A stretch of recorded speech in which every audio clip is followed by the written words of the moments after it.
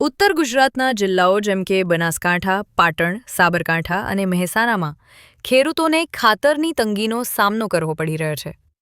રવિ મોસમના વાવેતરના સમયે urea, DAP, ડાયએમોનિયમ phosphate અને NPK જેવા ખાતરોની અછતને કારણે ખેડૂતોને કાળા બજાર તરફ ધકેલવામાં આવ્યા છે, જ્યાં ભાવો 20થી 30% વધુ છે.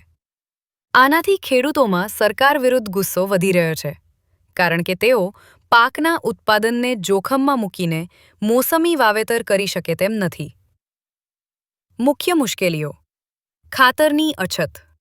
ગુજરાતમાં ખાતર વિતરણ પ્રણાલીમાં વિલંબ અને પુરવઠાની અપૂરતી માત્રા કારણે ઉત્તર ગુજરાતના ખેડૂતોને યોગ્ય માત્રામાં ખાતર મળતું નથી. ખાસ કરીને ફોસ્ફેટ અને પોટાશ આધારિત ખાતરોની તંગી વધુ છે, જે ગમ, જુવાર અને બાજરી જેવા પાકો માટે આવશ્યક છે. કાળા બજારનો વપરાશ. સરકારી દુકાનોમાં ખાતર ન મળતા ખેડૂતો કાળા બજાર તરફ વળે છે, જ્યાં યુરિયાનું કિલો રૂ300થી 350 સુધી પહોંચી જાય છે. સરકારી ભાવ રૂ242. આનાથી ખર્ચ વધે છે અને ખેડૂતોની આર્થિક સ્થિતિ બગડે છે.